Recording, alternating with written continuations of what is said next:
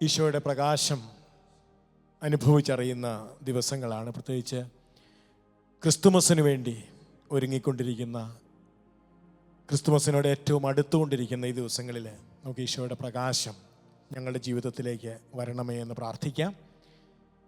കർത്താവിൻ്റെ വചനം ശ്രവിച്ച് ആ വചനത്തിനനുസൃതമായിട്ട് നമ്മുടെ ജീവിതത്തെ ക്രമീകരിക്കാൻ വേണ്ടിയിട്ട് കർത്താവെ ഈ ശുശ്രൂഷ ഞങ്ങളെ സഹായിക്കണമേ എന്ന് യാചിച്ചുകൊണ്ട്, നിങ്ങൾ എവിടെയാണോ ഇരിക്കുന്നത് അവിടെ ഇരുന്നു കൊണ്ട് നമുക്ക് ഒരുമിച്ച് ചേർന്ന് കുറച്ചു നേരം നമുക്ക് കർത്താവിൻ്റെ സന്നിധിയിൽ പ്രാർത്ഥിക്കാം. പിതാവിൻ്റെയും പുത്രൻ്റെയും പരിശുദ്ധാത്മാവിൻ്റെയും നാമത്തിൽ ആമേൻ. കർത്താവായ ഈശോയെ, അങ്ങയുടെ സാന്നിധ്യം ഞങ്ങൾ തിരിച്ചറിയുന്നു. അങ്ങയുടെ സ്നേഹം ഞങ്ങൾ ഈ സമയം ഞങ്ങളുടെ ഹൃദയത്തിൽ ആവോളം അങ്ങ് തരുന്നത് കർത്താവെ ഞങ്ങൾ അനുഭവിച്ചറിയുന്നു. നല്ല ഈശോയെ, അങ്ങയുടെ വചനത്താൽ ഞങ്ങളെ പൂരിതരാക്കണമേ എന്ന് പ്രാർത്ഥിക്കുന്നു. കർത്താവേ, അങ്ങയുടെ വചനം കേൾക്കാനും അങ്ങയുടെ വചനത്തിന് മുൻപിൽ അങ്ങ് ഞങ്ങളോട് സംസാരിക്കുന്ന സ്നേഹമുള്ള തിരുമൊഴികൾക്ക് മുൻപിൽ ഞങ്ങളെ തന്നെ സമർപ്പിക്കാൻ കർത്താവേ ഞങ്ങളെ അനുഗ്രഹിക്കണമേ എന്ന് പ്രാർത്ഥിക്കുന്നു. പരിശുദ്ധാത്മാവിൻ്റെ വലിയ കൃപ ഈ വചന ശുശ്രൂഷാ വേദിയിൽ കർത്താവേ ഞങ്ങളെല്ലാവരും അനുഭവിക്കാൻ, ഈ വചനം പങ്കുവയ്ക്കുന്ന ഞങ്ങളും ഈ വചനം ആരെല്ലാം കേൾക്കുന്നുവോ ഞങ്ങളെല്ലാവരും ഇപ്പോൾ അവിടുത്തെ വലിയ കൃപകൾ കൊണ്ട് ഞങ്ങളുടെ ഹൃദയം നിറയുവാൻ, ഞങ്ങളിരിക്കുന്ന സ്ഥലം നിറയുവാൻ, ഞങ്ങളുടെ ഭവനങ്ങൾ നിറയുവാൻ അവിടുത്തെ പരിശുദ്ധാത്മാവിനാൽ ഞങ്ങളെ പൂരിതരാക്കണമേ എന്ന് പ്രാർത്ഥിക്കുന്നു. പ്രിയമുള്ളവരെ, നമ്മളിരിക്കുന്ന സ്ഥലത്തിരുന്നു കൊണ്ട് നമുക്കൊന്ന് കരങ്ങൾ ഉയർത്തി ദൈവത്തിൻ്റെ സ്നേഹം നമ്മളിൽ നിറയുന്ന വലിയ സമയത്തെ ഓർത്ത് നന്ദി പറഞ്ഞുകൊണ്ട് കർത്താവിനെ സ്തുതിക്കാം. ഹല്ലേലൂയ. കർത്താവെ, ഞങ്ങൾ അങ്ങയെ സ്തുതിച്ച് മഹത്വപ്പെടുത്തുന്നു. ഓ കർത്താവെ, ഞങ്ങൾ അങ്ങേ ആരാധിക്കുന്നു. ഓ ദൈവസ്നേഹമേ, ഞങ്ങൾ അങ്ങേക്ക് നന്ദി പറയുന്നു. ഞങ്ങളുടെ ജീവിതത്തിൽ അങ്ങ് ചൊരിയുന്ന വലിയ കൃപകളെ ഓർത്ത് നന്ദി പറയുന്നു. Hallelujah, hallelujah. യേശുവേ, ഞങ്ങൾ അങ്ങേ ആരാധിക്കുന്നു, സ്തുതിക്കുന്നു. Hallelujah, hallelujah. ഓ കർത്താവേ, ഞങ്ങൾ അങ്ങയെ സ്തുതിച്ച് മഹത്വപ്പെടുത്തുന്നു. പരിശുദ്ധാത്മാവേ, ഞങ്ങളിൽ നിറയണമേ എന്ന് പ്രാർത്ഥിക്കുന്നു. ഞങ്ങളുടെ ഹൃദയത്തിലും മനസ്സിലും നിറയണമേ എന്ന് പ്രാർത്ഥിക്കുന്നു. ഞങ്ങളുടെ വിചാര വികാരങ്ങളിൽ നിറയണമേ എന്ന് പ്രാർത്ഥിക്കുന്നു. ഞങ്ങളുടെ ശരീരത്തിൽ നിറയണമേ എന്ന് പ്രാർത്ഥിക്കുന്നു. ഞങ്ങളുടെ ഭവനത്തിൽ നിറയണമേ എന്ന് പ്രാർത്ഥിക്കുന്നു. ഓ പരിശുദ്ധാത്മാവേ, സ്തോത്രം. Hallelujah, hallelujah. അങ്ങയെ കൂടാതെ ഞങ്ങൾക്കൊന്നും ചെയ്യുക സാധ്യമല്ല ദൈവമേ. അങ്ങയിലൂടെ മാത്രമേ ഞങ്ങൾക്ക് മുന്നോട്ട് ചരിക്കാൻ സാധിക്കൂ. ഓ പരിശുദ്ധാത്മാവേ, ഞങ്ങൾ നിറയണമേ. നമുക്ക് ചേർന്ന് പാടാം. നിന്നെ കൂടാതെ ഞങ്ങൾക്കൊന്നും ചെയ്യാൻ സാധ്യമല്ല. ഓ കർത്താവേ, അങ്ങയുടെ ജീവനെ, അങ്ങയുടെ സ്നേഹത്തെ, അങ്ങയുടെ ആത്മാവിനെ ഞങ്ങളുടെ മേൽ വർഷിക്കണമേ എന്ന് ആഗ്രഹിച്ചുകൊണ്ട് നമുക്ക് ചേർന്ന് പാടാം. നിന്നെ കൂടാതൊന്നും ചെയ്തിടുവാൻ ഞങ്ങൾക്കിന്നാവില്ല സ്നേഹരൂപ. നിന്നെ കൂടാതൊന്നും ചെയ്തിടുവാൻ ഞങ്ങൾക്കിന്നാവില്ല സ്നേഹരൂപ. സ്നേഹപ്രകാശമായി നീ വരണേ, സ്നേഹ ചൈതന്യം ചൊരിഞ്ഞിടണേ. സ്നേഹപ്രകാശമായി നീ വരണേ, സ്നേഹ ചൈതന്യം ചൊരിഞ്ഞിടണേ. ആത്മാവേ, പാവനാത്മാവേ, അവിടുന്നു ഞങ്ങളിൽ നിറയണമേ. എല്ലാവരും ചേർന്ന് പാടാം. ആത്മാവേ, പാവനാത്മാവേ, അവിടുന്നു ഞങ്ങളിൽ നിറയണമേ. കർത്താവേ, ഞങ്ങൾ ഈ സാഹചര്യത്തെ സമർപ്പിക്കുന്നു. ഞങ്ങളുടെ ഉള്ളിൻ്റെ വിചാര വികാരങ്ങളെ സമർപ്പിക്കുന്നു. കർത്താവേ, ഞങ്ങളുടെ ഹൃദയത്തിൽ ഞങ്ങൾ അനുഭവിക്കുന്ന എല്ലാ തരത്തിലുള്ള പ്രയാസങ്ങളെയും സമർപ്പിക്കുന്നു. ഞങ്ങളുടെ ആയിരിക്കുന്ന ഈ തലത്തിലേക്ക് അവിടുത്തെ ജീവനെ വർഷിക്കണമേ എന്ന് പ്രാർത്ഥിച്ചുകൊണ്ട് ഒരിക്കൽ കൂടി നമുക്ക് ചേർന്ന് പാടാം. ആത്മാവേ, ഞങ്ങളിൽ നിറയണമേ എന്ന്. ആത്മാവേ, പാവനാ അവിടുന്നു ഞങ്ങളിൽ നിറയണമേ. ആത്മാവേ, പാവനാത്മാവേ, അവിടുന്നു ഞങ്ങളിൽ നിറയണമേ. ഒരിക്കൽ കൂടി നമുക്ക് പാടാം. നിന്നെ കൂടാതെ ഒന്നും ചെയ്യുവാൻ ഞങ്ങൾക്ക് സാധ്യമല്ല. നിന്റെ അരൂപിയെ കൂടാതെ ജീവിക്കുവാൻ ഞങ്ങൾക്ക് സാധ്യമല്ല. നിന്നെ കൂടാതെ മുന്നോട്ട് പോകുവാൻ ഞങ്ങൾക്ക് സാധ്യമല്ല കർത്താവേ. പാവനാത്മാവേ, അവിടുന്നു ഞങ്ങളിൽ നിറയണമേ. നിന്നെ കൂടാതൊന്നും ചെയ്തിടുവാൻ ഞങ്ങൾക്കിന്നാവില്ല സ്നേഹരൂപ. നിന്നെ കൂടാതൊന്നും ചെയ്തിടുവാൻ ഞങ്ങൾക്കിന്നാവില്ല സ്നേഹരൂപ. സ്നേഹപ്രകാശമായി നീ വരണേ, സ്നേഹചൈതന്യം ചൊരിഞ്ഞിടണേ. സ്നേഹപ്രകാശമായി നീ വരണേ, സ്നേഹചൈതന്യം ചൊരിഞ്ഞിടണേ.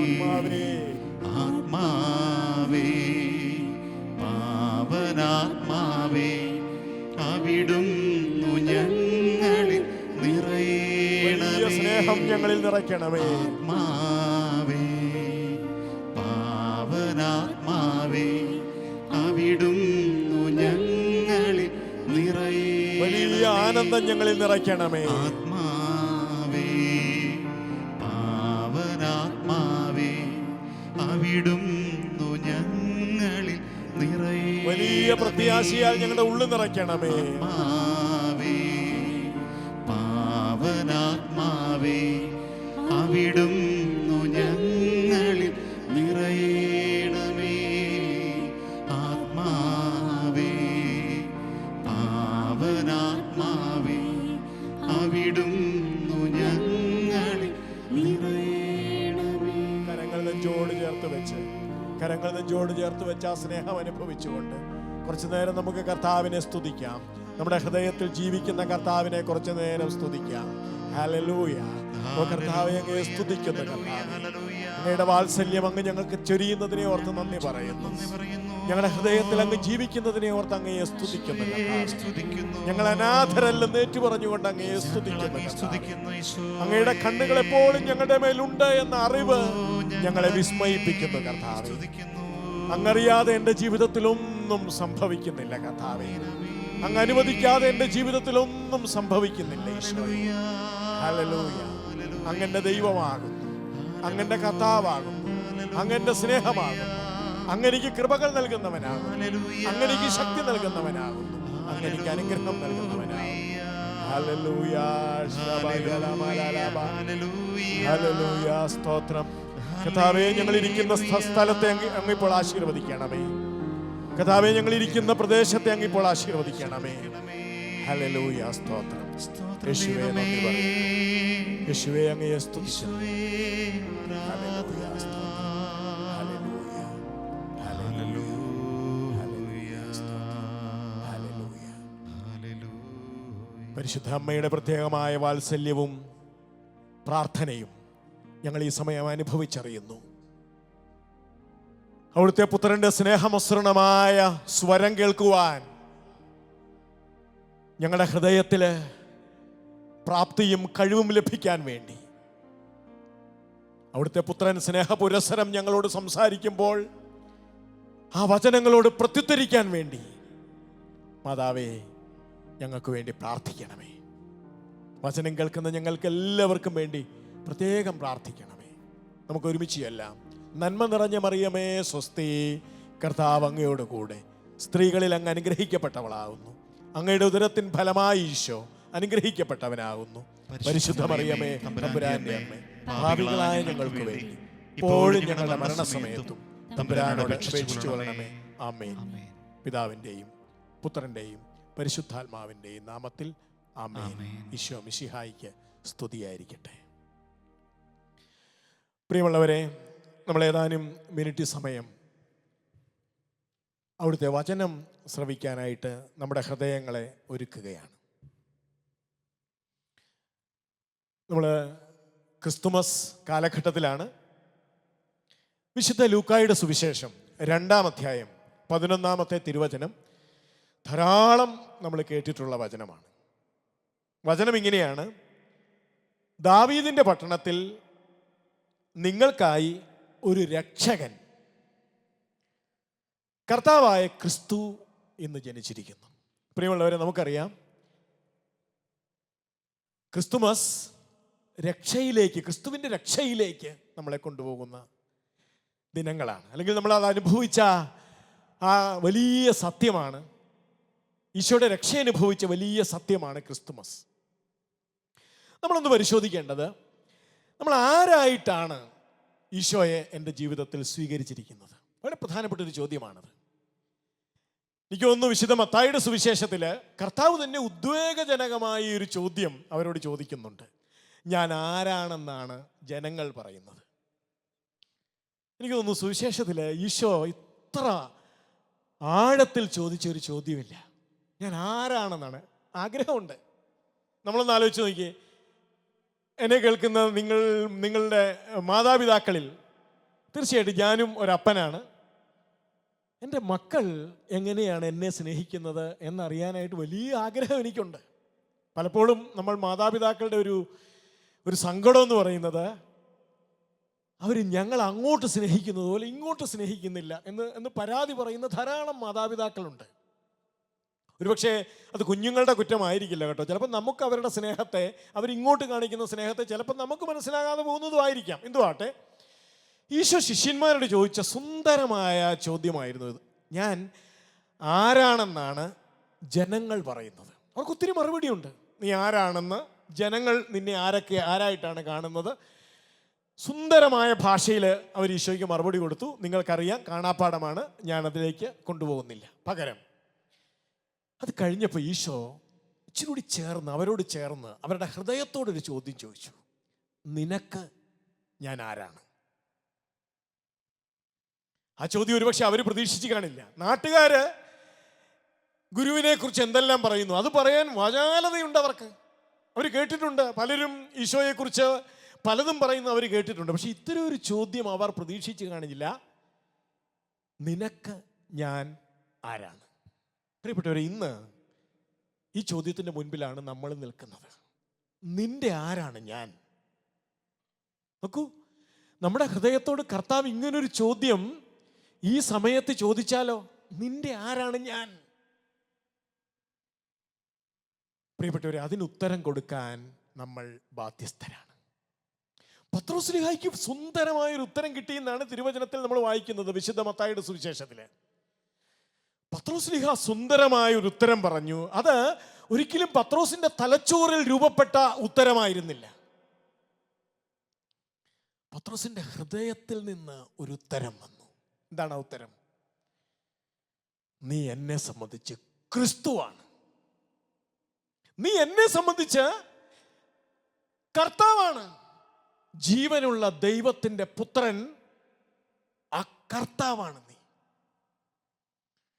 പ്രിയപ്പെട്ടവരെ, അതിന് ഈശോ പത്രോസിന് കൊടുത്ത കോംപ്ലിമെന്റ്, ആ മറുപടിയുടെ മുമ്പിൽ കർത്താവായ ഈശോ മിശിഹ പത്രോസിന് കൊടുത്ത അഭിനന്ദന വാക്ക്, സ്വർഗത്തിന്റെ അഭിനന്ദനമാണ് പത്രോസ് ഏറ്റുവാങ്ങിയത്. എന്താണ് ഈശോ പത്രോസിനോട് പറഞ്ഞത്? മാംസ രക്തങ്ങളല്ല, നിന്റെ തലച്ചോറോ ബുദ്ധിയോ ആശയമോ അല്ല നിനക്കിത് വെളിപ്പെടുത്തി തന്നത്. പകരം സ്വർഗസ്ഥനായ എൻ്റെ അപ്പനാണ് നിനക്ക് ഈ തിരിച്ചറിവ് തന്നത്. ഞാൻ ആരെന്നുള്ള തിരിച്ചറിവ് നിനക്ക് തന്നത് സ്വർഗസ്ഥനായ അപ്പനാണ്. എനിക്ക് ഈശോ ആരെന്നാണ് സ്വർഗം എനിക്ക് വെളിപ്പെടുത്തി തന്നിരിക്കുന്നത്. ഞാൻ എവിടുന്ന് ഈശോ ആരെന്ന് ഞാൻ വായിച്ചു പഠിച്ചു എന്നല്ല, ഈശോ ആരെന്ന് ഞാൻ കേട്ടുപഠിച്ചു എന്നല്ല, ഈശോ ആരെന്നാണ് സ്വർഗം എനിക്ക് വെളിപ്പെടുത്തി തന്നത്. പ്രിയപ്പെട്ടവർ, നമ്മൾ പഴയ നിയമ പശ്ചാത്തലത്തിലേക്ക് നമ്മുടെ ശ്രദ്ധയെ ഒന്ന് കൊണ്ടുപോവുകയാണ്.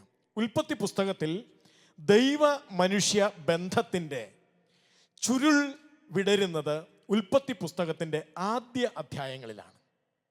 നോക്കൂ, അവിടെ നമ്മൾ വായിക്കുന്നത്, ദൈവവും മനുഷ്യനും തമ്മിലുള്ള സ്നേഹനിധിയായ ദൈവവും ആ സ്വർഗസ്ഥനായ പിതാവിൻ്റെ അല്ലെങ്കിൽ സ്വർഗസ്ഥനായ ആ ദൈവത്തിൻ്റെ മക്കളായ മനുഷ്യരും തമ്മിലുള്ള സ്നേഹബന്ധത്തെയാണ് ഉൽപ്പത്തി പുസ്തകത്തിൽ നാം വായിച്ചെടുക്കുന്നത്.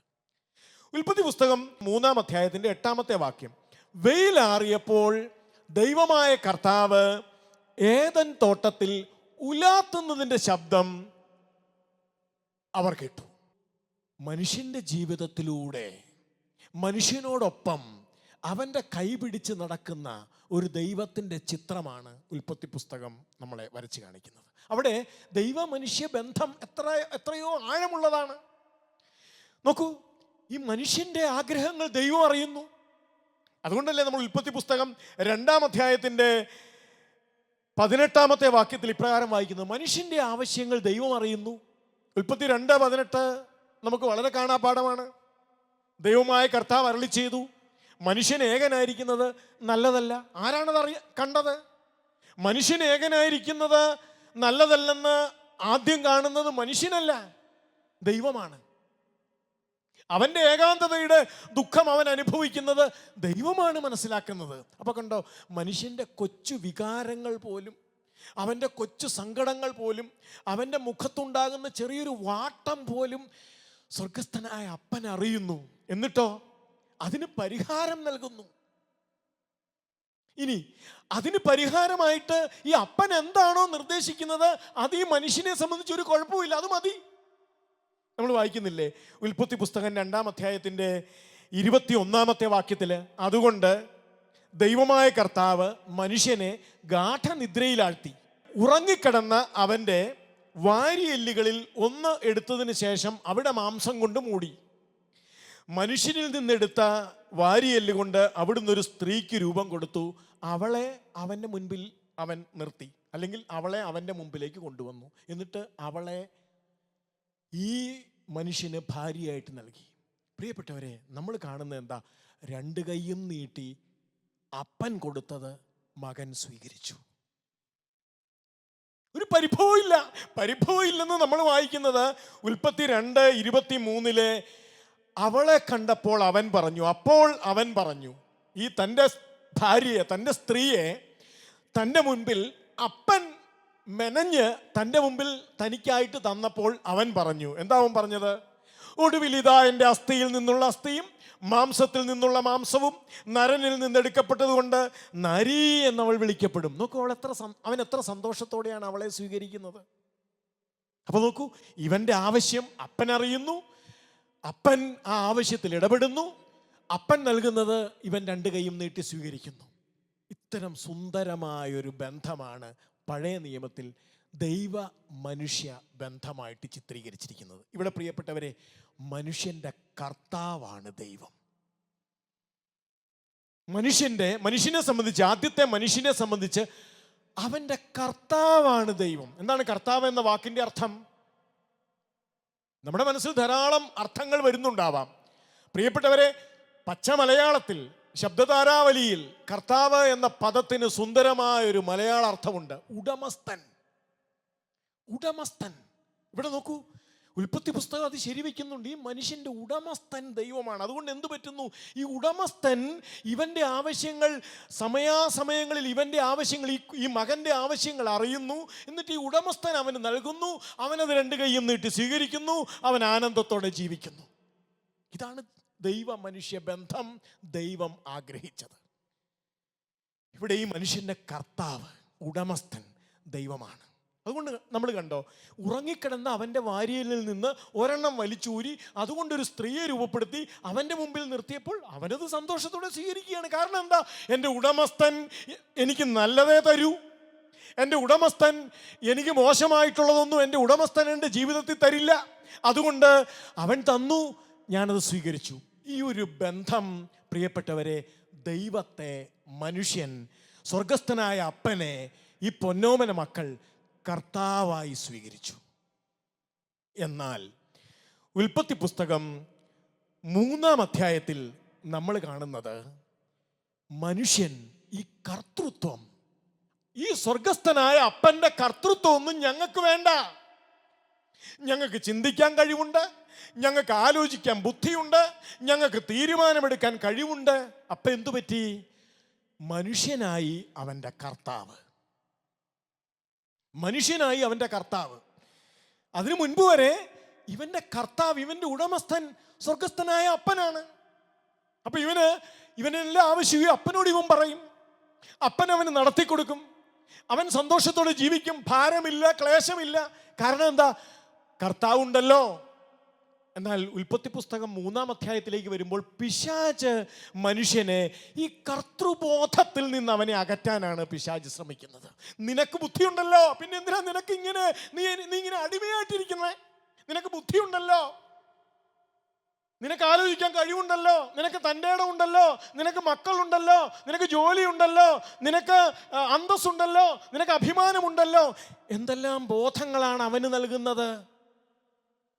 പ്രിയപ്പെട്ടവരെ, അപ്പോൾ അവൻ തീരുമാനമെടുക്കാൻ തുടങ്ങി. സ്വന്തമായിട്ട് അവൻ തീരുമാനമെടുക്കാൻ തുടങ്ങി. അപ്പോൾ മുതൽ അവൻ്റെ കർത്താവ് അവനായി തീർന്നു. പ്രിയപ്പെട്ടവരെ, അതുമുതൽ നമ്മൾ കാണുന്നത് അവൻ ദൈവത്തിൻ്റെ കർത്തൃത്വം വേണ്ടെന്ന് വെച്ച് അവൻ്റെ ചൊൽപ്പിടിക്ക് അവനെ നിർത്തി അവൻ്റെ വിചാരങ്ങൾക്കും അവൻ്റെ വികാരങ്ങൾക്കും അവൻ കീഴടങ്ങാൻ തുടങ്ങിയപ്പോൾ നമ്മൾ ആ മനുഷ്യൻ്റെ ജീവിതത്തിലെ വളരെ ദുരന്തകരമായ അനുഭവങ്ങളിലേക്കാണ് പിന്നെ പോകുന്നത്. ഇത് ദൈവം മനുഷ്യന് കൊടുത്ത ശിക്ഷയല്ല, പകരം പ്രിയപ്പെട്ടവരെ, ദൈവത്തെ കർത്താവായി ഏറ്റുപറഞ്ഞിരുന്ന കാലഘട്ടങ്ങളിൽ നിന്ന് മാറി അവനെ തന്നെ കർത്താവായി പ്രതിഷ്ഠിച്ചപ്പോൾ അവൻ്റെ തീരുമാനങ്ങൾക്കും അവൻ്റെ വിചാരങ്ങൾക്കും അവൻ്റെ ആലോചനകൾക്കും അനുസരിച്ച് അവൻ പ്രവർത്തിക്കാൻ തുടങ്ങിയപ്പോൾ അവൻ്റെ ജീവിതത്തിൽ അവൻ ഏറ്റുവാങ്ങേണ്ടി വന്ന ദുരന്തം. അവിടെയാണ് സ്വന്തം ജീവിത പങ്കാളിയുടെ നേരെ വിരൽ ചൂണ്ടുന്നത്. അവിടെയാണ് സ്വന്തം അനുജനുണ്ടായ നന്മ ഒരു ചേട്ടൻ അംഗീകരിക്കാതെ വന്ന് അവനെ തകർത്ത് തരിപ്പണമാക്കുന്നത്. അവിടെയാണ് പ്രിയപ്പെട്ടവരെ, മക്കളെ പോലും ജഡിക താല്പര്യത്തോടെ നോക്കുന്ന അപ്പൻ്റെ ചിത്രമരങ്ങേറുന്നത്. ഇങ്ങനെ പ്രിയപ്പെട്ടവരെ, മനുഷ്യജീവിതം എന്തായിരുന്നോ അതിൽ നിന്നും അധപ്പതിച്ച അധപ്പതിച്ച ജീവിതത്തിലേക്ക് മനുഷ്യൻ വരുന്നത്. ഇതിനെല്ലാം ചേർത്താണ് യെശയ്യാ പ്രവാചകന്റെ പുസ്തകത്തിൽ പിന്നീട് നമ്മൾ പഴയ നിയമ പുസ്തകങ്ങൾ എടുത്തു വായിച്ചാൽ നമുക്ക് കാണാൻ സാധിക്കും. പ്രവാചകന്മാർ വന്നു, രാജാക്കന്മാർ വന്നു, ന്യായാധിപന്മാർ വന്നു, പുരോഹിതന്മാർ വന്നു. ഇവരൊക്കെ മനുഷ്യനെ ആഹ്വാനം ചെയ്യുന്നത്, ബാ നമുക്ക് തിരിച്ചു പോകാം. ഏതിലേക്ക്? ആ സ്വർഗസ്ഥനായ അപ്പൻ്റെ കർത്തൃത്വത്തിലേക്ക്. അവനെ കർത്താവായി സ്വീകരിച്ച് നമുക്ക് അതിലേക്ക് തിരിച്ചു പോവാം. ഞാൻ ഒരു തിരുവചന ഭാഗം മാത്രം നമുക്ക് വളരെ സുപരിചിതമായത് നമ്മളൊന്ന് ധ്യാന വിഷയമാക്കുകയാണ്. യെശയ്യാ പ്രവാചകന്റെ പുസ്തകം 1-ാം അധ്യായത്തിൽ നിങ്ങൾക്ക് വളരെ പരിചയമുള്ള തിരുവചനം ഞാൻ വീണ്ടും ആവർത്തിക്കുകയാണ്. 2-ാമത്തെ വാക്യം. ആ പ്രവാചകൻ വന്ന് കരയുന്നുണ്ട്. പ്രവാചകൻ വന്ന് പ്രിയപ്പെട്ടവരെ എല്ലാ ദിക്കുകളും കേൾക്കത്തക്കവണ്ണം വിലപിക്കുന്നുണ്ട്. ആകാശമേ കേൾക്കുക. യെശയ്യാ പ്രവാചകന്റെ പുസ്തകം 1-ാം അധ്യായത്തിന്റെ 2-ാമത്തെ വാക്യം. ആകാശമേ കേൾക്കുക, ഭൂമിയെ ചെവി തരിക. ഞാൻ മക്കളെ പോറ്റി വളർത്തി, എന്നാൽ അവർ എൻ്റെ കർത്തൃത്വം ഉപേക്ഷിച്ച് അവരുടെ വഴിയെ പോയി എന്ന്. നോക്കൂ, ഞാൻ മക്കളെ പോറ്റി വളർത്തി, എന്നാൽ അവർ എന്നോട് കലഹിച്ചു. അവർക്ക് എൻ്റെ കർത്തൃത്വം വേണ്ടാന്ന് വെച്ചു. അവരെൻ്റെ കർത്തൃത്വം ഉപേക്ഷിച്ചിട്ട് അത് അപമാനമായി കരുതി. ഇങ്ങനെ ഒരാളുടെ കർത്തൃത്വത്തിൻ്റെ കീഴിൽ നിൽക്കുന്നത് ഈ കാലഘട്ടത്തിന് യോജിക്കുന്നതാണോ? അവർ അപമാനമായി കരുതി. പ്രിയപ്പെട്ടവരെ, എന്തു സംഭവിച്ചു? പ്രവാചകൻ വിലപിക്കുന്ന ഇങ്ങനെയാണ്: കാളയ്ക്ക് പോലും അതിൻ്റെ ഉടമസ്ഥനെ അറിയാം. അവർക്ക് പോലും ഈ കർത്തൃബോധമുണ്ടെന്ന്. മൃഗങ്ങൾക്ക് പോലും ഈ കർത്തൃബോധമുണ്ട്. 10 ദിവസം എൻ്റെയും നിങ്ങളുടെയും വീട്ടിൽ വളർത്തുന്ന പശുവിന് നമ്മൾ കാടിവെള്ളം ഒഴിച്ചു കൊടുത്താൽ 11-ാമത്തെ ദിവസം അതിൻ്റെ അടുത്ത്, ആ മൃഗത്തിൻ്റെ അടുത്ത് മനുഷ്യൻ ചെല്ലുമ്പോൾ ആ മനുഷ്യനോട് പരിചയഭാവം നടിക്കും. നമ്മൾ പറയുന്നത് ആ മൃഗം അനുസരിക്കും. അത് പട്ടിയാണേലും പൂച്ചയാണേലും ഏത് മൃഗമാണെങ്കിലും. ഇവിടെ പ്രവാചകൻ വിലപിക്കുന്നത് കേട്ടോ. കാളയ്ക്ക് അതിൻ്റെ ഉടമസ്ഥനെ അറിയാം, കഴുതയ്ക്ക് അതിൻ്റെ യജമാനൻ്റെ തൊഴുത്തറിയാം, എന്നാൽ ഇസ്രായേൽ, എൻ്റെ ജനം, എൻ്റെ മക്കൾ, അവർക്ക് എന്നെ അറിയത്തില്ല, അവരെന്നെ ഗ്രഹിക്കുന്നില്ല. പ്രിയപ്പെട്ടവരെ, ഇതാണ് പ്രവാചകന്മാരുടെ എല്ലാം കരച്ചിൽ. ഇവർ വീണ്ടും ഈ സ്വർഗസ്ഥനായ അപ്പനെ കർത്താവായി, ഉടമസ്ഥനായി, അപ്പനായി സ്വീകരിച്ച് എന്തുകൊണ്ട് ഈ പഴയ സന്തോഷകരമായ ജീവിതത്തിലേക്ക്, ആനന്ദകരമായ ജീവിതത്തിലേക്ക്, ദൈവമക്കളുടെ പദവിയിലേക്ക് ഇവരെ ക്ഷണിക്കുകയാണ്, മനുഷ്യരെ ക്ഷണിക്കുകയാണ് പ്രവാചകന്മാർ ചെയ്യുന്നത്. പക്ഷേ മനുഷ്യർ വീണ്ടും ഈ അടിമത്തത്തിൻ്റെ നുകവും പേറി. അവരവരുടെ കർത്താവല്ലേ, എൻ്റെ കർത്താവ് ഞാനാണ്, അപ്പൊ പിന്നെ എനിക്ക് തോന്നുന്നത് എൻ്റെ ഇംഗിതങ്ങൾക്കനുസരിച്ച്, എൻ്റെ തൊലിപ്പുറത്ത് തോന്നുന്ന വികാരങ്ങൾക്കനുസരിച്ച് ഞാൻ എന്നെ നിയന്ത്രിക്കാൻ തുടങ്ങി. ഞാൻ ചെന്ന് പല കുഴിയിലും ചാടി. അങ്ങനെ മനുഷ്യൻ്റെ ജീവിതത്തിലെ പ്രിയപ്പെട്ടവരെ, യെശയ്യാ പ്രവാചകന്റെ പുസ്തകം 1-ാം അധ്യായത്തിൽ 4 മുതൽ പിന്നീട് പ്രവാചകൻ പറയുന്നുണ്ട്, തിന്മ നിറഞ്ഞ രാജ്യം, അനീതിയുടെ ഭാരം വഹിക്കുന്ന ജനം, ദുഷ്കർമ്മികളുടെ സന്തതി, ദുർമാർഗികളായ മക്കൾ കർത്താവിനെ പരിത്യജിക്കുകയും ഇസ്രായേലിന്റെ പരിശുദ്ധനെ നിന്ദിക്കുകയും ചെയ്തു. പ്രിയപ്പെട്ടവരെ, ഈ ദാരുണമായ അവസ്ഥയിൽ നിന്ന്, മനുഷ്യന്റെ ഈ ദയനീയ അവസ്ഥയിൽ നിന്ന് അവനെ കൈപിടിച്ചുയർത്താൻ, പ്രിയപ്പെട്ടവരെ, നമുക്ക് ഒരു രക്ഷകനെ നമ്മൾ കൈപിടിച്ചുയർത്തണം. വീണ് കിടക്കുന്ന മനുഷ്യന് തന്നെത്താൻ എഴുന്നേക്കാൻ പറ്റില്ല. അവൻ അവിടെ കിടന്ന് എഴുന്നേക്കാൻ പാടുപെടും, പക്ഷെ പറ്റില്ല, അവൻ വീണ് കിടക്കുകയാ. ഈ വീണ് കിടക്കുന്ന മനുഷ്യനെ കൈപിടിച്ചുയർത്താൻ നമുക്ക് സ്വർഗം തന്നെ മനുഷ്യന്റെ രൂപത്തിൽ, മനുഷ്യന്റെ വേഷത്തിൽ, മനുഷ്യന്റെ ഭാവത്തിൽ, മനുഷ്യന്റെ സ്വരത്തിൽ സ്വർഗം തന്നെ, സ്വർഗസ്ഥനായ അപ്പൻ പ്രിയപ്പെട്ടവരെ തൻ്റെ പൊന്നോമന പുത്രനെ നമുക്കായി തന്നു. എന്തിനാത്? വീണ്ടും ഈ ബന്ധത്തിലേക്ക് നമ്മളെ കൂട്ടിക്കൊണ്ടുപോകാൻ. എത്ര മനോഹരമായ പദ്ധതി! ഈശോ മിശിഹാ എൻ്റെ രൂപത്തിലും എൻ്റെ ഭാവത്തിലും എൻ്റെ ചേതനയിലും എൻ്റെ വിചാരത്തിലും എൻ്റെ വികാരത്തിലുമുള്ള എന്നെ പോലൊരു മനുഷ്യൻ്റെ, പരിമിതനായ മനുഷ്യൻ്റെ എല്ലാ സ്വഭാവങ്ങളും ആർജിച്ചുകൊണ്ട് ഈശോ മിശിഹാ എനിക്ക് വേണ്ടി അങ്ങനെയാണ് നമ്മൾ വായിക്കുന്നത്. എനിക്ക് വേണ്ടി.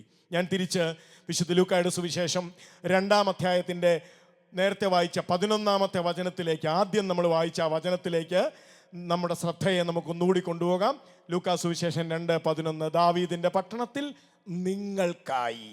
എന്താ ഈ നിങ്ങൾക്കായി എന്ന പദത്തിന്റെ അർത്ഥം? പ്രിയപ്പെട്ടവരെ, ദൈവത്തെ, സ്വർഗസ്ഥനായ അപ്പനെ, കർത്താവായ ഈ ദൈവത്തെ ഉപേക്ഷിച്ച് എൻ്റെ ഇംഗിതങ്ങൾക്കും എൻ്റെ താല്പര്യങ്ങൾക്കും എൻ്റെ വികാരങ്ങൾക്കും അനുസരിച്ച് ജീവിച്ച് അടിമപ്പെട്ടു പോയ എന്നെ, നിന്നെ, നമ്മളെ നിങ്ങൾക്കായി പ്രിയപ്പെട്ടവരെ, അങ്ങനെ ഞാൻ ഈശോയെ, സ്വർഗം എന്നെ ഉയർത്താൻ വേണ്ടി, വീണ് കിടക്കണ എന്നെ, അടിമത്തത്തിൽ വീണ് കിടക്കണ എന്നെ, ദൈവമകളുടെ മുഴുവൻ സ്വഭാവവും സ്വാതന്ത്ര്യവും നഷ്ടപ്പെട്ട് ഇവിടെ വീണ് കിടക്കണ എന്നെ ഉയർത്താൻ നിനക്കായി ഞാൻ അങ്ങനെ ഈശോയെ കണ്ടിട്ടുണ്ടോ? സ്വർഗം എനിക്കായിട്ട് ഈശോയെ ഈ പ്രപഞ്ചത്തിലേക്ക് വിട്ടു എന്ന് ഞാൻ അങ്ങനെ വ്യക്തിപരമായിട്ട് ഈശോയെ, എനിക്ക് വേണ്ടിയാണ് അവൻ വന്നത്. വിശുദ്ധ കൊച്ചുത്രേസ്യ പുണ്യവതി പറയുന്നത് പോലെ, ഈ പ്രപഞ്ചത്തിൽ ഒരു മനുഷ്യനുമില്ലായിരുന്നു എന്ന് കൂട്ടുക, ഞാൻ മാത്രമേ, കൊച്ചുത്രേസ്യ പുണ്യവതി പറഞ്ഞു, ഞാൻ മാത്രമേ ഒരു മനുഷ്യ വ്യക്തിയായി ഈ പ്രപഞ്ചത്തിൽ ഉണ്ടായിരുന്നുള്ളൂ എന്ന് കൂട്ടുക. എങ്കിലും സ്വർഗം ഈശോയെ അയക്കുമായിരുന്നു എനിക്ക് വേണ്ടി. ഞാൻ അങ്ങനെ സ്വീകരിച്ചിട്ടുണ്ടോ? ഇല്ലെങ്കിൽ ഇന്ന് നമുക്ക് അങ്ങനെ സ്വീകരിക്കണം. എനിക്ക് വേണ്ടി സ്വർഗം അവിടുത്തെ പൊന്നോമന പുത്രനെ തല്ലുകൊള്ളാൻ, എനിക്ക് വേണ്ടി തല്ലുകൊള്ളാൻ, എനിക്ക് വേണ്ടി പീഡ സഹിക്കാൻ, എനിക്ക് വേണ്ടി തുണി ഉരിഞ്ഞ് ആ ജനസാമാന്യത്തിൻ്റെ മുമ്പിൽ പ്രിയപ്പെട്ടവരെ നിൽക്കാൻ, എനിക്ക് വേണ്ടി മുഖത്ത് തുപ്പലേൽക്കാൻ, എനിക്ക് വേണ്ടി ശരീരമാസകലം വേദന സഹിക്കാൻ, എനിക്ക് വേണ്ടി സ്വർഗം അവിടുത്തെ പുത്രനെ അയച്ചു എന്നെ ഉയർത്താൻ. എന്നെ ആരോളം ഉയർത്താൻ? സ്വർഗത്തോളം ഉയർത്താൻ. അങ്ങനെ ഞാൻ സ്വീകരിച്ചിട്ടുണ്ടോ? അതുകൊണ്ടാണ് പ്രിയപ്പെട്ടവരെ, വിശുദ്ധ യോഹന്നാന്റെ സുവിശേഷം 3-ാം അധ്യായത്തിൻ്റെ നമുക്ക് വളരെ കാണാപ്പാടമുള്ള തിരുവചനം 16-ാമത്തെ വാക്യം, വിശുദ്ധ ഗ്രന്ഥത്തിലെ സുവർണവാചകം എന്ന് എഴുതപ്പെട്ടിരിക്കുന്ന golden sentence in the Bible, വിശുദ്ധ ഗ്രന്ഥത്തിലെ സുവർണവാചകം, വിശുദ്ധ യോഹന്നാന്റെ സുവിശേഷം 3-ാം അധ്യായത്തിൻ്റെ 16-ാമത്തെ വാക്യം എന്തെന്നാൽ, അവനിൽ വിശ്വസിക്കുന്ന ഒരുവനും നശിച്ചു പോകാതെ. നമ്മൾ ആരും പ്രിയപ്പെട്ടവരെ, എൻ്റെ കർത്താവ് ഞാനാണെങ്കിൽ ഞാൻ നശിക്കും. കാരണം എനിക്ക് അത്രേ ഉയരാൻ എൻ്റെ വിചാരങ്ങൾക്കും എൻ്റെ വികാരങ്ങൾക്കും ഒക്കെ അത്രേ ഉയരാൻ പറ്റുള്ളൂ. എന്നെ കൊണ്ട് ഞാൻ തന്നെ കുഴി ചാടിക്കും. അവനിൽ വിശ്വസിക്കുന്ന ഒരുവനും നശിച്ചു പോകാതെ നിത്യജീവൻ പ്രാപിക്കുന്നതിന് വേണ്ടി തൻ്റെ ഏകജാതനെ നൽകാൻ തക്കവണ്ണം, തൻ്റെ ഏകജാതനെ ഇവിടെ തല്ലുകൊള്ളാനും ഇവിടെ തുണി ഉരിയപ്പെടാനും ഇവിടെ അധിക്ഷേപം സഹിച്ച് ഇവിടെ നിൽക്കാനും വേണ്ടി സ്വർഗം തൻ്റെ ഏകജാതനെ ഈ പ്രപഞ്ചത്തിലേക്ക് വിടാൻ തക്കവണ്ണം എന്നെ നിന്നെ നമ്മളെ അത്ര അധികമായിട്ട് ദൈവം സ്നേഹിച്ചു. എന്നിട്ടോ ഞാൻ ഈ ഈശോയെ, എന്നെ സംബന്ധിച്ച് അവനൊരു ചരിത്ര പുരുഷൻ മാത്രമാണോ? ചിലരെ സംബന്ധിച്ച് അവൻ ചരിത്ര പുരുഷനാ. AD എന്നും BC എന്നും ചരിത്രത്തെ രണ്ടായി കീറി മുറിച്ച ഒരു യുഗപുരുഷൻ. അത്രേ ഉള്ളോ എന്നെ സംബന്ധിച്ച് ഈശോ?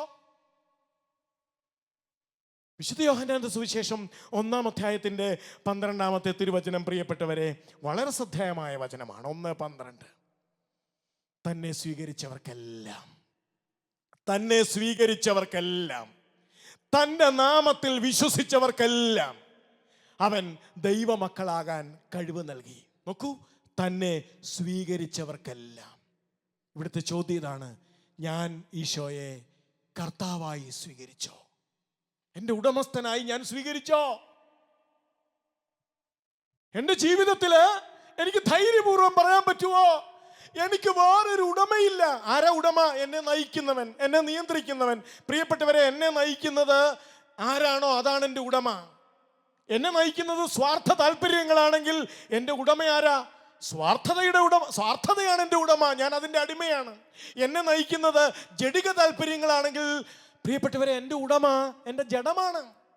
എന്നെ നയിക്കുന്നത് വിരോധമാണ്, വൈരാഗ്യമാണ്, അമർഷമാണ്, ക്രോധമാണ്. അങ്ങനെയെങ്കിൽ എൻ്റെ ഉടമ ഈ അമർഷവും ക്രോധവും വൈരാഗ്യവും ഒക്കെയാണ്. ഞാൻ തന്നെയാണ് എൻ്റെ ഉടമ. നമ്മളൊന്ന് ആത്മശോധന ചെയ്യണം. എന്നെ നയിക്കുന്നത് ആരാണ്? സുന്ദരമായൊരു തിരുവചന ഭാഗം കൂടി നമുക്ക് കണ്ടിട്ട് നമുക്ക് ഈ തിരുവചനങ്ങളുടെ പശ്ചാത്തലത്തിൽ പ്രാർത്ഥിക്കാൻ തുടങ്ങണം. വിശുദ്ധ യോഹന്നാന്റെ സുവിശേഷം 20-ാം അധ്യായം നമുക്ക് വളരെ പരിചയമുള്ള ഭാഗമാണ്. 20-ാം അധ്യായം, അതായത് 20-ാം അധ്യായത്തിലെ സംഭവം ഇതാണ്. ഈശോ ആദ്യം പ്രത്യക്ഷപ്പെട്ടപ്പോൾ തോമാസ് ലീഹ ഇല്ലായിരുന്നു. തോമസ് പരാതിയൊക്കെ പറഞ്ഞു. എന്നാലും ഞാൻ ഇല്ലാഞ്ഞപ്പോഴാണല്ലോ ഗുരു വന്നത്, പരാതിയൊക്കെ പറഞ്ഞു. തോമസ് ഉള്ളപ്പോൾ, ഈശോയുടെ പ്രിയപ്പെട്ട ശിഷ്യൻ തോമസ് ഉള്ളപ്പോൾ ഈശോ വീണ്ടും പ്രത്യക്ഷപ്പെട്ടു. പ്രിയപ്പെട്ടവരെ, 20-27 3 കാര്യങ്ങളാണ് ഈശോ തോമസിനോട് ആവശ്യപ്പെട്ടത്. തോമസേ, ഇവിടെ വരിക. ആ വാക്കിന് വലിയ അർത്ഥമുണ്ട്. Come closer to me. ഇച്ചിരൂടെ എന്നോട് അടുത്തേക്ക് വാ, ഇച്ചിരൂടെ എൻ്റെ അടുത്തേക്ക് വാ. രണ്ടാമത്, എൻ്റെ കൈകൾ കാണുക. നോക്ക്, നിനക്ക് വേണ്ടി. എന്താ ഈശോയുടെ കൈക്കകത്ത്? തോമസ് നോക്കി, ദാ എനിക്ക് വേണ്ടി ഏറ്റ മുറിവ് ആ കൈക്കകത്ത് തോമസ് കണ്ടു. എനിക്ക് വേണ്ടി അവൻ ഏറ്റ മുറിവ് ഇത് തോമസ് കണ്ടു. മൂന്നാമത് അവൻ ഒന്നുകൂടെ പറഞ്ഞു, നിന്റെ കൈ നീട്ടിയതേ എൻ്റെ ഈ പാർശ്വഭാഗത്ത്, ഈ വശത്തൊന്ന് വെച്ചേ. തോമസ് വെച്ചോ ഇല്ലയോ എന്ന് നമുക്കറിഞ്ഞുകൂടാ, പക്ഷേ വെച്ച് കാണും. പിന്നീട് തോമസിൽ നിന്ന് വന്ന നിലവിളി അയാൾ കൈ നീട്ടി ആ പാർശ്വത്തിൽ വെച്ചെന്നുള്ളതിൻ്റെ തെളിവാണെന്നാണ് എനിക്ക് തോന്നുന്നത്. അവിടെ എന്താ? കുത്തിത്തുറക്കപ്പെട്ട തിരുവിലാവ്. എനിക്ക് വേണ്ടി കുത്തിത്തുറക്കപ്പെട്ട അവൻ്റെ ചങ്ക്. എനിക്ക് വേണ്ടി കുത്തിത്തുറക്കപ്പെട്ട അവൻ്റെ ചങ്ക്. പ്രിയപ്പെട്ടവരെ, തോമസ് അതും കണ്ടു, അല്ലെങ്കിൽ അതേലും തൊട്ടു. അപ്പോൾ തോമസിന്റെ ഉള്ളിൽ നിന്ന് അറിയാണ്ട് ഒരു വാചകം വന്നു. ഇന്നുവരെ തോമസ് ഈശോയെ ഗുരുവേ എന്നേ വിളിച്ചിട്ടുള്ളൂ, ഗുരു. അന്നാദ്യമായിട്ട് തോമസിന്റെ ഉള്ളിൽ നിന്നൊരു വാചകം വന്നു, എൻ്റെ കർത്താവേ, എൻ്റെ ദൈവമേ. നോക്കൂ, തോമസിന്റെ ഉള്ളിൽ നിന്ന് തോമസ് പറഞ്ഞു, ഇനി എനിക്ക് വേറൊരു ഉടമസ്ഥനില്ല. എനിക്ക് വേണ്ടി ഇതുപോലെ തല്ലുകൊണ്ട, എനിക്ക് വേണ്ടി ഇതുപോലെ അപമാനം സഹിച്ച, എനിക്ക് വേണ്ടി ഇതുപോലെ മുറിഞ്ഞ, എനിക്ക് വേണ്ടി ഇതുപോലെ കുരിശിൽ പിടഞ്ഞ, അതുകൊണ്ട് ഇനി ഇവനാണ് എൻ്റെ കർത്താവ്. അന്ന് തോമസ് ഈശോയെ ഉടമസ്ഥനായി സ്വീകരിച്ചു. പ്രിയപ്പെട്ടവരെ, ആ സമയം തന്നെ തോമസ് ആരുടെ തലത്തിലേക്ക് ഉയർന്നു? ദൈവമകന്റെ പദവിയിലേക്ക് ഉയർന്നു. പിന്നെ തോമസിനെ നയിക്കുന്നത് സ്വർഗമാണ്. പിന്നെ തോമസിനെ നയിക്കുന്നത് ഈ കർത്താവാണ്. പിന്നെ തോമസ് അല്ല തോമസിനെ നയിക്കുന്നത്, പിന്നെ തോമസിനെ നയിക്കുന്നത് സ്വർഗമാണ്, കർത്താവാണ്. അതുകൊണ്ട് പ്രിയപ്പെട്ടവരെ, നമ്മുടെ ജീവിതത്തെ നമ്മൾ ഓരോരുത്തരും എത്രത്തോളം ഈ എനിക്ക് വേണ്ടി തല്ലുകൊള്ളുകയും എനിക്ക് വേണ്ടി പീഡ സഹിക്കുകയും ഞാൻ പലപ്പോഴും ഓർക്കാറുണ്ട്. അവൻ്റെ കയ്യെ പിടിച്ച് ആ കുരിശിലേക്ക് ചേർത്ത് വെച്ച് ബന്ധിച്ചപ്പോൾ പ്രിയപ്പെട്ടവരെ, ആ കൈ അവന് നോക്കൂ, മരിച്ചവരെ ഉയർപ്പിച്ച ആ കൈയാണത്. മരിച്ചവരെ ഉയർപ്പിച്ച ആ കൈ, അത്ഭുതങ്ങൾ പ്രവർത്തിച്ച കൈ, ആ കൈ പിടിച്ച് അവർ ചേർത്ത് വെച്ചിട്ട് ആണിയടിക്കുമ്പോൾ ആ കൈ ഒന്ന് ഉയർത്തിയാൽ മതി, ആണിയടിക്കുന്നവൻ നിശ്ചലനാകും. എന്തേ ആ കൈ പിൻവലിക്കാഞ്ഞത്? എന്തേ ആ കൈ പിൻവലിക്കാഞ്ഞത്? പ്രിയപ്പെട്ടവരെ, അപ്പോൾ അവൻ എന്നെ ഓർത്തു. ഞാൻ സ്വർഗസ്ഥനായ അപ്പൻ്റെ പദവിയിലേക്ക് തിരിച്ചു വരണമെങ്കിൽ ഈ മരണം ആവശ്യമാണ്. അങ്ങനെങ്കിൽ പ്രിയപ്പെട്ടവരെ, ഇനി അവനല്ലേ എൻ്റെ കർത്താവ്, എൻ്റെ ഉടമസ്ഥൻ അവനല്ലേ? ഞാൻ അങ്ങനെ എൻ്റെ ജീവിതത്തെ എൻ്റെ ജീവിതത്തിൻ്റെ ഉടമസ്ഥനായി ഞാൻ അവനെ കാണുകയും അവനെ ഏറ്റുപറയുകയും അവനെ അംഗീകരിക്കുകയും ചെയ്തിട്ടുണ്ടോ? ഇനി പുതിയ നിയമത്തിൽ പ്രിയപ്പെട്ടവരെ, പിന്നീട് നമ്മൾ അപ്പസ്തോല പ്രവർത്തനങ്ങളും ഒക്കെ വായിക്കുമ്പോൾ നമ്മൾ കാണുന്നത് അവനെ എൻ്റെ ജീവിതത്തിൻ്റെ ഉടമസ്ഥനായി സ്വീകരിച്ച അപ്പസ്തോലന്മാരുടെ അല്ലെങ്കിൽ ആദിമസഭയുടെ ജീവിത ചരിത്രമാണ് നമ്മൾ വായിക്കുന്നത്. ഒരു സാവൂൾ മാത്രം മതിയല്ലോ. അന്ന് വരെ സാവൂളിന്റെ കുതിരപ്പുറത്ത് സഞ്ചരിക്കുന്ന സാവൂളിന്റെ കർത്താവ് അയാളാണ്. അയാൾക്ക് തോന്നി ഇനി ഇവിടെ ഒരു പുതിയ മതമൊന്നും വേണ്ട, ഇവിടെ ഒരു പുതിയ ആൾക്കാരും വേണ്ട, ഉള്ളതൊക്കെ മതി, അതുകൊണ്ട് അവന്മാരെ കൊന്നു ഒടുക്കിയേക്കാം. അയാളാണ് അയാളെ ഭരിക്കുന്നത്. അയാൾക്ക് ഈ നസ്രായനോടുള്ള വാശി, നസ്രായ പക്ഷത്തോടുള്ള വൈരാഗ്യം അയാളെ നയിക്കുന്നത്, അല്ലെങ്കിൽ അയാളുടെ പദവി, അയാൾ വലിയ പദവിയുള്ള ആളാണ് യഹൂദ മതത്തിൽ. അതുകൊണ്ട് അയാളുടെ പദവി, ഇതൊക്കെയാണ് അയാളെ നയിക്കുന്നത്. അയാളുടെ കർത്താവ് അയാൾ തന്നെയാണ്, അതുകൊണ്ട് കൊന്നെടുക്കുക. പ്രിയപ്പെട്ടവരെ, അങ്ങനെയുള്ള യാത്രക്കിടയിലാണ് ഡമാസ്കസിലേക്ക് യാത്ര ചെയ്യുമ്പോൾ ഈ സാവൂൾ ആദ്യമായി അവന് വേണ്ടി മരിച്ച കർത്താവിനെ കണ്ടുമുട്ടുന്നത്. പ്രിയപ്പെട്ടവരെ, അന്ന് ആദ്യമായിട്ട് ഈ സാവൂളും ചോദിച്ചു, കർത്താവേ, അങ്ങ് ആരാണ്? ഉടൻ തന്നെ ആ കർത്താവ് മറുപടി കൊടുത്തു, നീ പീഡിപ്പിക്കുന്ന ഈശോയാണ് ഞാൻ, അല്ലെങ്കിൽ നിനക്ക് വേണ്ടി കുരിശിൽ സന്ധിബന്ധങ്ങൾ മുറുകി 3 മണിക്കൂർ പിടഞ്ഞു മരിച്ചവൻ ഞാനാണ് നിനക്ക് വേണ്ടി. പ്രിയപ്പെട്ടവരെ, അപ്പോൾ അയാൾ, ഈ സാവൂൾ എന്ന് പറയുന്ന ഈ മനുഷ്യൻ, അയാളുടെ ജീവിതം അവൻ്റെ കാൽക്കൽ വെച്ചു. അന്ന് മുതൽ ഈ നസ്രായൻ ഈ സാവൂളിന്റെ കർത്താവായി. പിന്നെ അദ്ദേഹത്തിന്റെ ജീവിതത്തിൽ സംഭവിക്കുന്ന എല്ലാം എന്താ? അത്ഭുതങ്ങളാണ്. പിന്നെ ഈ സാവൂൾ പൗലോസായി മാറി പൗലോസിനെ കൊണ്ടു നടക്കുന്നത്, പൗലോസിന്റെ ജീവിതം പിന്നെ മുഴുവനും ഈ കർത്താവിൻ്റെ നിയന്ത്രണത്തിന് കീഴിലാണ്. നമ്മുടെ ജീവിതത്തെ നമുക്കൊന്ന് കർത്താവിന് സമർപ്പിക്കാം. സ്വസ്ഥമായിട്ട് നമ്മൾ കുറച്ച് സമയം പ്രാർത്ഥിക്കാൻ പോവുകയാണ്. നമ്മുടെ ജീവിതങ്ങളെ കർത്താവിന് സമർപ്പിച്ച്, പ്രിയപ്പെട്ടവരെ, നമ്മുടെ ജീവിതത്തിൻ്റെ മേഖലകളിൽ, ഏതെങ്കിലും മേഖലകളിൽ ഇപ്പോഴും ഞാനാണ് എൻ്റെ കർത്താവെങ്കിൽ, അല്ലെങ്കിൽ പണമാണ് എൻ്റെ കർത്താവെങ്കിൽ, അല്ലെങ്കിൽ എൻ്റെ സ്റ്റാറ്റസും എൻ്റെ അഭിമാനവും ഒക്കെയാണ് എൻ്റെ കർത്താവെങ്കിൽ, ഈശോയെ, എൻ്റെ ജീവിതത്തെ ഞാൻ സമർപ്പിക്കുന്നു എന്നൊന്ന് ഏറ്റുപറയണം. നമുക്ക് ഇരിക്കുന്ന സ്ഥലത്തിരുന്നു കൊണ്ട് പ്രാർത്ഥിക്കാൻ പറ്റുന്ന അവസ്ഥയിലാണെങ്കിൽ നിങ്ങൾ അങ്ങനെ ഇരിക്കുക. എഴുന്നേറ്റ് നിന്നുകൊണ്ടാണ് പ്രാർത്ഥിക്കാനായിട്ട് നിങ്ങൾക്ക് തോന്നുന്നതെങ്കിൽ അങ്ങനെ ആയിരിക്കുക. നമ്മളൊരു 10-20 മിനിറ്റ് സമയം നമ്മൾ ഈശോയെ നമ്മുടെ ജീവിതത്തിലേക്ക് ക്ഷണിച്ചുകൊണ്ട്, നമ്മുടെ ജീവിതത്തിൽ എൻ്റെ കർത്താവിന് എത്രത്തോളം ഞാൻ സ്ഥാനം നൽകിയിട്ടുണ്ട് എന്നൊരു വലിയ തിരിച്ചറിവിലേക്ക് നമ്മുടെ ജീവിതത്തെ നമ്മൾ കൊണ്ടുപോകാനായിട്ട് ശ്രമിക്കുകയാണ്. നമുക്ക് ഒരുമിച്ച് പാടിക്കൊണ്ട് നമുക്ക് ആരാധിക്കാം. എൻ്റെ ജീവിതത്തിൻ്റെ നിയന്താവും എൻ്റെ കർത്താവുമൊക്കെ എൻ്റെ ഈശോയാണെന്നുള്ള വലിയ തിരിച്ചറിവിലേക്ക് നമ്മളെ കൊണ്ടുവരാൻ വേണ്ടി നമുക്ക് കർത്താവിൻ്റെ മുമ്പിൽ നമ്മളെ തന്നെ സമർപ്പിച്ചുകൊണ്ട്, എൻ്റെ പക്ഷത്ത് നിൽക്കുന്ന, എൻ്റെ ജീവിതത്തിൽ ഇടപെടുന്ന, എന്നെ സ്വന്തമാക്കാൻ ആഗ്രഹിക്കുന്ന, എൻ്റെ കർത്താവാകാൻ ആഗ്രഹിക്കുന്ന പ്രിയപ്പെട്ടവരെ, ഈശോയ്ക്ക് ആഗ്രഹമുണ്ട്. നിന്റെ കർത്താവാകാൻ ഈശോയ്ക്ക് ആഗ്രഹമുണ്ട്. നിന്റെ ഉടമസ്ഥനാകാൻ ഈശോയ്ക്ക് ആഗ്രഹമുണ്ട്. നമുക്ക് കർത്താവിന് നമ്മളെ തന്നെ സമർപ്പിച്ചുകൊണ്ട് നമുക്ക് ചേർന്ന് പാടി നമുക്ക് പ്രാർത്ഥിക്കാൻ തുടങ്ങാം.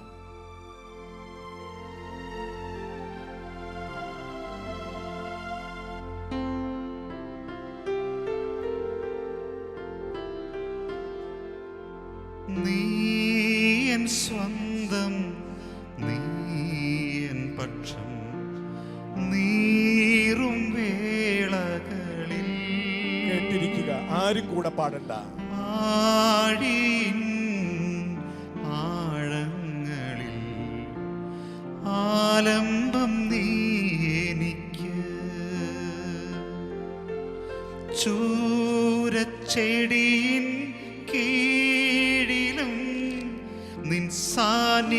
സാന്നിധ്യമരുളും നാഥനേ, നീ എൻ ചേർന്ന് സ്വന്തം, പാടാൻ ശ്രമിക്കാം. നീ എൻ പക്ഷം നീറും വേളകളിൽ,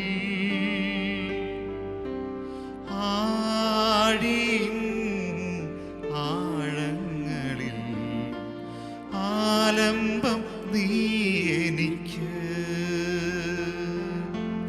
ചൂരച്ചെടിയിൻ കീഴിലും നിൻ സാന്നിധ്യമരുളും നാഥനേ, നീ എൻ സ്വന്തം, നീ എൻ പക്ഷം നീറും വേളകളിൽ. കർത്താവേ, ഞാൻ മനസ്സിലാക്കിയാലും ഇല്ലെങ്കിലും അങ്ങന്റെ പക്ഷത്താണ്. എന്നെക്കുറിച്ച് വിചാരമുള്ളവനാണ് അങ്ങ്. ഞാൻ നിന്നിൽ നിന്ന് അകലാൻ ശ്രമിക്കും തോറും അങ്ങന്റെ അടുത്തേക്ക് വരുന്നവനാണ്. അങ്ങയെ ഞാൻ വിശ്വസിക്കാത്തപ്പോഴും അങ്ങനെ എന്തുമാത്രം സ്നേഹിക്കുന്നു.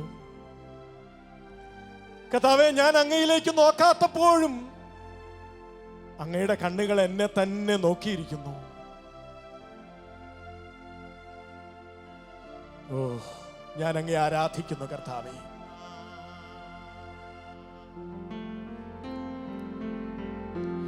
ചതഞ്ഞ ഓടയൊടിക്കാത്തവൻ, പുകയുന്ന തിരിയെ കെടുത്താത്തവൻ, വിലാപങ്ങളെ നൃത്തമാക്കുന്നവൻ, വിടുതലിൻ ദൈവം എന്നേശു. ചതഞ്ഞ ഓടയൊടിക്കാത്തവൻ, പുകയുന്ന തിരിയെ കെടുത്താത്തവൻ, വിലാപങ്ങളെ നൃത്തമാക്കുന്നവൻ, വിടുതലിൻ ദൈവം എന്നേശു. ഈശോയുടെ തിരുമുഖം ഹൃദയത്തിൽ കണ്ടുകൊണ്ട് ചേർന്ന് പാടാം. ചതഞ്ഞ ഓട ഒടിക്കാത്തവൻ, ഓ എന്നെ സ്നേഹിക്കുന്ന കർത്താവേ, പുകയുന്ന തിരിയെ കെടുത്താത്തവൻ, എന്റെ കുറവുകൾ എന്നോട് ക്ഷമിക്കുന്ന കർത്താവേ, വിലാപങ്ങളെ നൃത്തമാക്കുന്നവൻ, വിടുതലിൻ ദൈവം എന്നേശു. അങ്ങന്റെ കർത്താവാണെന്ന് ഞാൻ ഏറ്റുപറയുന്നു. നീ എൻ സ്വന്തം, നീ എൻ പക്ഷം നീറും വേളകളിൽ,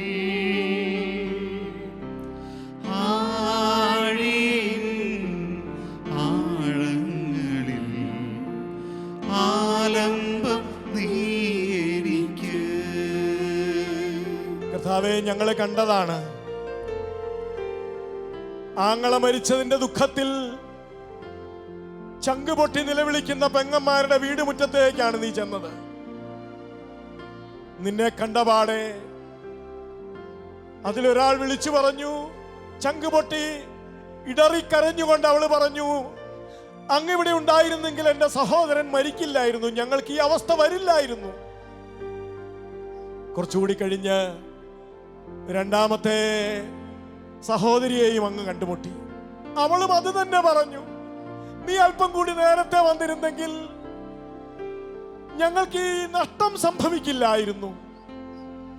അലറിക്കരയുന്ന, ചങ്കുപൊട്ടിക്കരയുന്ന ആ പെങ്ങന്മാരുടെ വീടിന്റെ മുറ്റത്ത് നിന്ന് വിശുദ്ധ ഗ്രന്ഥം പറയുന്നു, കർത്താവ് കരഞ്ഞു. കർത്താവേ, ഞങ്ങളുടെ ചങ്കുപൊട്ടിയാൽ അങ്ങ് ഞങ്ങളുടെ കൂടെ കരയുന്നവനാണ്.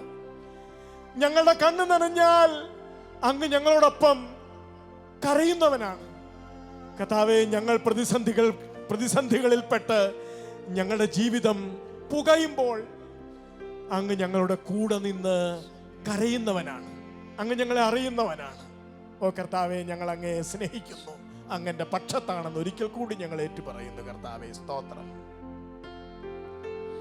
നീ എൻ സ്വന്തം, നീ എൻ പക്ഷം നീറും വേളകളിൽ ആഴിൻ ആഴങ്ങളിൽ ആലംബം നീ എനിക്ക്. സ്വരമുയർത്തി പാടാം. നീ എൻ സ്വന്തം, നീ എൻ സ്വന്തം, നീ എൻ പക്ഷം നീറും വേളകളിൽ ആഴിൻ ആഴങ്ങളിൽ ആലംബം നീ എനിക്ക്. ചൂരച്ചെടിയിൻ കീഴിലും നിൻ സാന്നിധ്യമരുളും നാഥനേ, നീ എൻ സ്വന്തം, നീ എൻ പക്ഷം നീറും വേളകളിൽ. കർത്താവായ ഈശോയെ, അങ്ങന്റെ കർത്താവാകാൻ കൊതിക്കുന്നു എന്ന് കാളയ്ക്ക പോലും അതിന്റെ ഉടമസ്ഥനെ അറിയാലോ. വിശേഷ ബുദ്ധിയില്ലെന്ന് നിങ്ങൾ പറയുന്ന കഴുതയ്ക്ക് പോലും അതിന്റെ യജമാനനെ അറിയാലോ. എന്നിട്ട് എന്തേ നിനക്ക് വേണ്ടി തല്ലുകൊണ്ട എന്നെ, നിനക്ക് വേണ്ടി ഉടുതുണി ഉരിയപ്പെട്ട ജനസാമാന്യത്തിന്റെ മുമ്പിൽ നിർത്തപ്പെട്ട എന്നെ, നിനക്ക് വേണ്ടി ആ തെരുവിലൂടെ ഒരു നീചനെ പോലെ വലിച്ചിഴക്കപ്പെട്ട എന്നെ, അവസാനം നിനക്ക് വേണ്ടി പാപി എന്ന് മുദ്രകുത്തി ഭരണകൂടവും വിധികർത്താക്കളും പാപി എന്ന് മുദ്രകുത്തി ആ കുരിശിൽ നഗ്നനാക്കി കെട്ടിത്തൂക്കി നിനക്ക് വേണ്ടി കൊന്ന എന്നെ നിനക്കെന്തുകൊണ്ട് അറിയില്ല മകനെ? നിനക്കെന്തുകൊണ്ട് എന്നെ ഇനിയും നിന്റെ ഉടമസ്ഥനായി, നിന്റെ കർത്താവായി നിനക്കെന്തുകൊണ്ട് സ്വീകരിക്കാനാവുന്നില്ല? ഈശോയെ, എന്റെ ജീവിതത്തിൽ അല്പം മാത്രമേ നിന്നെ സ്വീകരിച്ചിട്ടുള്ളൂ. എന്റെ ജീവിതം മുഴുവനായിട്ട് നിനക്ക് ഞാൻ വിട്ടു തന്നിട്ടൊന്നുമില്ല. അങ്ങനെയാണ് നമുക്ക് തോന്നുന്നതെങ്കിൽ ഈ സമയം നമ്മുടെ ഹൃദയത്തിൽ നിന്ന് കർത്താവിനോട് സംസാരിക്കൂ പ്രിയപ്പെട്ടവരെ. എനിക്ക് വേണ്ടി ഇത്രമാത്രം പീഡകൾ സഹിച്ച് മരിച്ച നിന്നെ ഞാൻ അത്ര ആഴത്തിലൊന്നും ഇതുവരെ സ്നേഹിച്ചിട്ടില്ല. അത്ര ആഴത്തിലൊന്നും എൻ്റെ ജീവിതത്തെ നിനക്ക് ഞാൻ കാഴ്ചവെച്ചിട്ടില്ല. ഇപ്പോഴും ഞാൻ എനിക്ക് ശരിയെന്ന് തോന്നുന്നത് പറയുന്നു, ഇപ്പോഴും ഞാൻ എനിക്ക് ശരിയെന്ന് തോന്നുന്നത് ചിന്തിക്കുന്നു, ഇപ്പോഴും ഞാൻ എനിക്ക് ശരിയെന്ന് തോന്നുന്നത് മാത്രം ചെയ്യുന്നു. ഞാനാണ് എൻ്റെ കർത്താവ്. എൻ്റെ ജീവിതത്തെ നിനക്ക് വിട്ടുതരാൻ നീ ആഗ്രഹിക്കുന്നുണ്ടെന്ന് ഞാനിപ്പോൾ തിരിച്ചറിയുന്നു ദൈവമേ. ആ കിണറിന്റെ കരയിൽ നിന്ന സമറിയാക്കാരി സ്ത്രീ അവസാനം അവളുടെ ജീവിതത്തെ, പൊട്ടിപ്പൊളിഞ്ഞ ജീവിതത്തെ, പാപമംഗലമായ അവളുടെ ജീവിതത്തെ, അത്രയും നാൾ അവളാണ് അവളെ നയിച്ചുകൊണ്ടിരുന്നത്. അവളുടെ വികാരങ്ങളാണ് നയിച്ചുകൊണ്ടിരുന്നത്. അവളായിരുന്നു അവളുടെ കർത്താവ്. പക്ഷേ ആ കിണറിന്റെ കരയിൽ വെച്ച് അവളുടെ ജീവിതത്തെ, ആർത്തിപുരണ്ട അവളുടെ ജീവിതത്തെ അവൾ നിന്റെ കാൽക്കൽ കാഴ്ചവെച്ചല്ലോ. അന്നു മുതൽ കർത്താവേ, അവളുടെ ജീവിതത്തിന്റെ കർത്താവും ദൈവവും എല്ലാം അങ്ങായി മാറി. എൻ്റെ ജീവിതത്തെ, പൊട്ടിപ്പൊളിഞ്ഞ ജീവിതത്തെ, പാപമംഗലമായ എൻ്റെ ജീവിതത്തെ ഒന്ന് നിന്റെ മുമ്പിൽ കാഴ്ചവെക്കാൻ ഈ സമയം എന്നെ അനുഗ്രഹിക്കണമേ എന്ന് പ്രാർത്ഥിക്കുന്നു. കർത്താവേ, ഞാനാണ് എന്നെ ഭരിക്കുന്നത്. ഒന്ന് എന്നെ തന്നെ സമർപ്പിക്കാനുള്ള കൃപ ഇപ്പോൾ എനിക്ക് തരണമേ എന്ന് പ്രാർത്ഥിക്കുന്നു. എൻ ജീവനേക്കാൾ എനിക്ക് നിന്നെ ഒന്ന് സ്നേഹിക്കാൻ കഴിഞ്ഞിരുന്നെങ്കിൽ കർത്താവേ, കർത്താവേ, എനിക്കുള്ളതിനേക്കാളൊക്കെ വലുതായിട്ട് എനിക്ക് നിന്നെ ഒന്ന് സ്നേഹിക്കാൻ കഴിഞ്ഞിരുന്നെങ്കിൽ ഈശോയെ, എല്ലാറ്റിലും വലിയവനായിട്ട് എനിക്ക് നിന്നെ ഒന്ന് അംഗീകരിച്ച് സ്നേഹിച്ച് എൻ്റെ കർത്താവായിട്ട് എൻ്റെ ജീവിതത്തിൽ നിന്നെ ഒന്ന് പ്രതിഷ്ഠിക്കാൻ കഴിഞ്ഞിരുന്നെങ്കിൽ എന്ന് ഞാൻ ആഗ്രഹിക്കുന്നു. നമ്മുടെ ആഗ്രഹത്തെ നമുക്ക് കർത്താവിൻ്റെ മുമ്പിൽ ഒന്ന് സമർപ്പിക്കാം. എൻ്റെ ജീവനേക്കാൾ അധികമായി കർത്താവേ, ഞാൻ നിന്നെ സ്നേഹിക്കുന്നുവെന്ന്, നിന്നോട് തുല്യം നിൽക്കാൻ ആരുമില്ല. കർത്താവേ, ഞാൻ നിന്നെ സ്നേഹിക്കുന്നു, ഞാൻ നിന്നെ ആരാധിക്കുന്നു. ഒന്ന് കർത്താവിന് നന്ദി പറഞ്ഞു സ്തുതിക്കാം നമുക്ക്. യേശുവേ സ്തോത്രം, ഹല്ലേലൂയ. കർത്താവേ, ഞങ്ങൾ അങ്ങയെ സ്തുതിക്കുന്നു. കർത്താവേ, എന്റെ ജീവിതത്തിന്റെ മേഖലകളെ സമർപ്പിച്ച് ഞാൻ അങ്ങയെ സ്തുതിക്കുന്നു. ഹല്ലേലൂയ, സ്തോത്രം. എന്നെ ഭരിക്കുന്ന, എന്നെ നിയന്ത്രിക്കുന്ന എല്ലാറ്റിനെയും നിന്റെ പാദത്തിങ്കിൽ ഞാൻ സമർപ്പിക്കുന്നു കർത്താവേ. ചിലപ്പോൾ എൻ്റെ സ്വാർത്ഥത എന്നെ ഭരിക്കുന്നു, ചിലപ്പോൾ എൻ്റെ അഭിമാനം എന്നെ ഭരിക്കുന്നു, ചിലപ്പോൾ എൻ്റെ ആഗ്രഹങ്ങൾ എന്നെ ഭരിക്കുന്നു കർത്താവേ, ചിലപ്പോൾ എൻ്റെ ശരീരം എന്നെ ഭരിക്കുന്നു കർത്താവേ, ചിലപ്പോൾ അങ്ങേക്ക് ഇഷ്ടമില്ലാത്ത പ്രവർത്തികൾ എന്നെ ഭരിക്കുന്നു കർത്താവേ. അങ്ങനെ ഭരിച്ചിരുന്നെങ്കിൽ കർത്താവേ, എൻ്റെ ജീവിതം പരിപൂർണമായിട്ടും അങ്ങയുടെ ഭരണത്തിന് കീഴിൽ ഒന്നായിരുന്നെങ്കിൽ എന്ന് ഞാൻ ആഗ്രഹിച്ചുകൊണ്ട് കർത്താവേ, ഹൃദയം തുറന്ന് ഞാനും പ്രാർത്ഥിക്കട്ടെ. നമുക്ക് ചേർന്ന് പ്രാർത്ഥിക്കാം. എൻ്റെ ജീവിതത്തിൽ ഏറ്റവും വലിയവനായിട്ട് എൻ്റെ കർത്താവിനെ സ്വീകരിക്കാൻ എനിക്ക് കൃപ നൽകണമേ എന്ന് പ്രാർത്ഥിക്കാം. എൻ ജീവനേ കാളും നീ വലിയതാണെനിക്ക്. ഒന്ന് ചേർന്ന് പാടി പറയാമോ? എൻ ജീവനേ കാളും നീ വലിയതാണെനിക്ക്.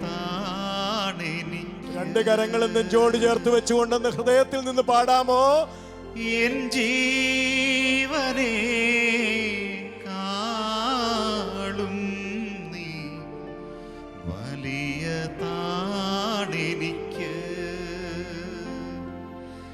എൻ ജീവനേ കാളും നീ വലിയതാണെനിക്ക്. കർത്താവേ, ഞാനങ്ങേ ആരാധിക്കട്ടെ. ആരാധന ആരാധന ആരാധന ആരാധന. എല്ലാവരും ചേർന്ന് ആരാധന ആരാധന ആരാധന ആരാധന